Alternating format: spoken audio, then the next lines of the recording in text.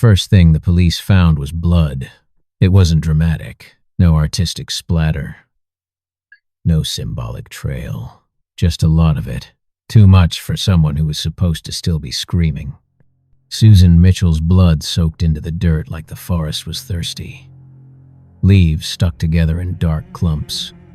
Insects already crawled through it, indifferent, doing their stupid little jobs. Nature didn't hesitate. It never does. That should have been the first clue. Whatever happened to Susan wasn't an interruption. It was maintenance. Susan Mitchell ran because standing still meant thinking. And thinking meant remembering how fucking empty her life had gotten. She ran past the divorce, ran past the silence in her house, ran past the creeping suspicion that she wasn't becoming anything anymore. She told herself the forest helped, that the quiet was calming. That was bullshit. The forest wasn't quiet. It was waiting. Her earbuds cut out exactly 9 minutes into the trail. No warning, no static. Just silence so sudden it felt violent. Susan slowed, just a little. That's all it takes. The forest noticed immediately, not with sound, with pressure, like something focusing. Susan laughed nervously to herself and muttered, "Fuck this." Like swearing could ward things off. She picked up her pace, heart hammering, breath loud in her ears. That was mistake number 2. It learned her rhythm. Susan didn't see it at first. She felt it, a sense of being counted, measured, not hunted, evaluated. The moment she realized she wasn't alone, she tried to stop and listen, and that's when it touched her. Not with claws, with weight. The air crushed her lungs. Her legs gave out. She hit the ground hard enough to knock the breath from her body, and the forest swallowed the sound like it didn't give a shit. She crawled. She begged. She left blood everywhere like breadcrumbs for people who would never save her. Susan screamed until her throat bled. Then she realized something awful. The thing dragging her wasn't hurting her on purpose. Pain was incidental. She was being repositioned, lifted, pressed against trees, adjusted like furniture. Every time she stopped screaming to breathe, the pressure increased. Gentle, patient, relentless. It didn't want her dead. Dead things stop. Susan understood before the end. This thing didn't kill. It used. It needed movement, sound, resistance, a human shape burning calories and time to keep something else from having to do it. She was a fucking battery, and she wasn't the first. The forest was full of them, shadows between trees, pacing paths that no longer existed, mouths worn down by endless breath. People who once thought they mattered. When Susan called her sister, she was already wrong. Her voice cracked in places it shouldn't. Her lungs burned constantly, even when she wasn't breathing. Something moved her legs when she didn't. "I don't think I'm alive," she whispered.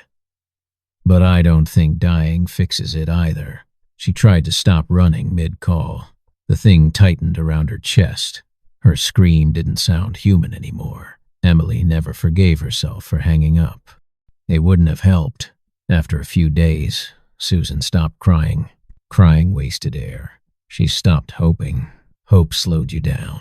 Her thoughts got smaller, simpler, reduced to math.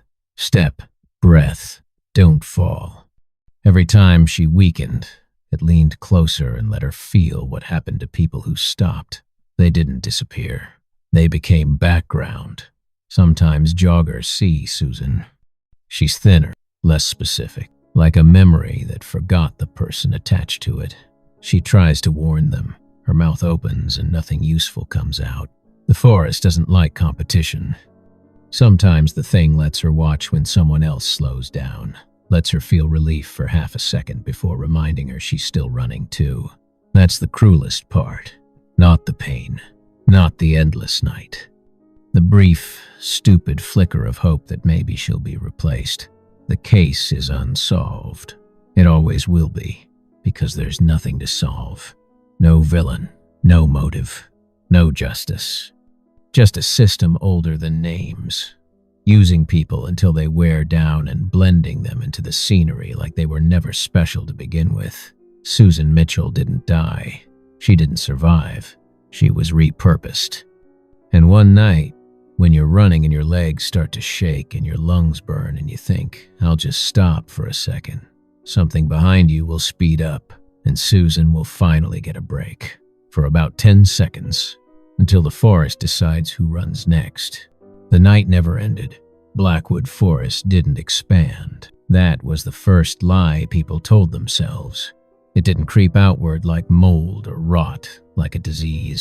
It stayed exactly where it was, on every map, every zoning record, every satellite image. What changed was how far it reached. Once Susan Mitchell's file was stamped inactive, things got quieter. No press, no candlelight vigils, no more hopeful Facebook posts asking for tips that didn't exist. Life resumed its dull, stupid rhythm. People went back to jogging. They told themselves Susan was a one-off. Bad luck, random violence. Some asshole who got away with it. They preferred a monster with a face. Because a system is harder to hate. 3 months later, a college kid named Aaron Bell slowed down on Cedar Lane. He wasn't even in the forest. That's the part that fucked everyone up later. He stopped to tie his shoe, just long enough for his breathing to change. Someone's doorbell camera caught the moment his body stiffened like gravity had suddenly increased just for him. His mouth opened. No sound came out. Then he started running, not away, into the trees. They found blood at the trailhead the next morning. Susan's pace felt lighter that night. For a while, Susan doesn't think in sentences anymore. Sentences take time. Time takes breath. Breath is currency. Her world is narrowed down to a tunnel of sensation, footfall, air, pressure. The thing behind her isn't always there anymore. It doesn't need to be. She's learned. Sometimes she remembers her name and it feels wrong, like trying on clothes that don't fit. Sometimes she remembers Emily and it hurts in a dull, distant way, like a bruise pressed through too many layers. Mostly she remembers movement. Stopping is not an option. Stopping is becoming soil. The forest doesn't rush. It doesn't panic. It doesn't care if it takes years. People think predators are driven by hunger. This isn't hunger. This is optimization.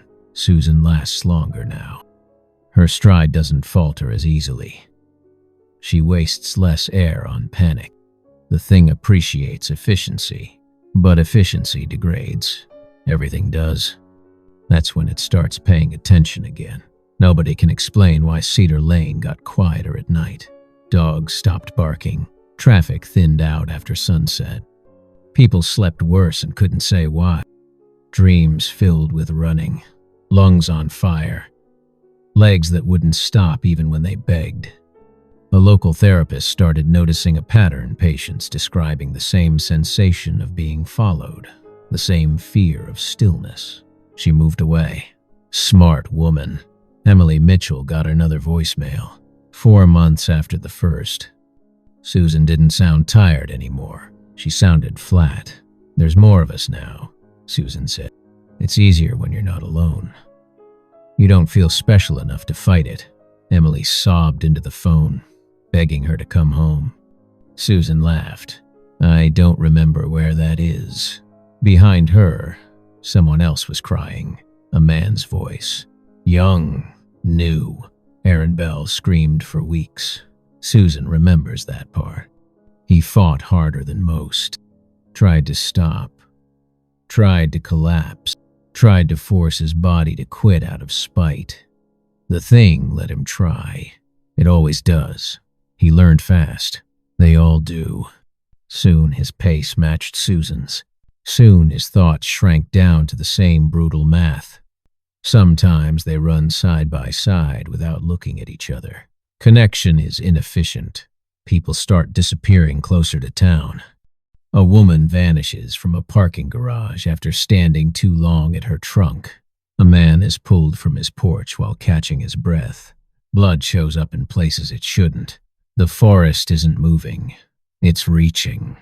Blackwood doesn't need darkness anymore. It just needs hesitation. Some joggers swear they outran it. They post about it online, laugh it off, call it adrenaline. They don't understand. Not yet. The forest doesn't punish escape. It marks it. The ones who get away feel it later, the tightening chest, the pressure when they pause too long, the subtle push forward when they think about stopping. They don't get dragged. They get scheduled. It happens during rain. Her footing falters, just a fraction of a second.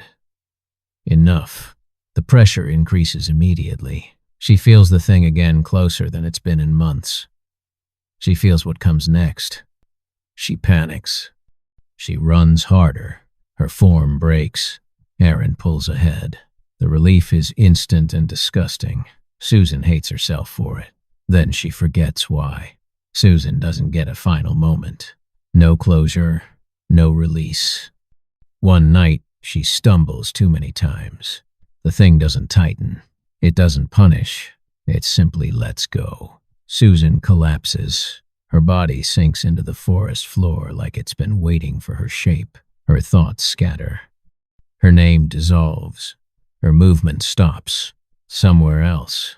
Someone else feels a sudden weight settle onto their chest and doesn't understand why they start running. Blackwood Forest is still there. Still the same size. Still officially safe. But if you stand still too long anywhere nearby, just long enough to feel your heart pound in your ears, you'll sense it. That pressure, that attention, that expectation. The forest doesn't need Susan anymore. And it doesn't need you yet. But it will, because nothing here is personal. Nothing here is cruel. This is just how things work. And eventually, everyone stops running.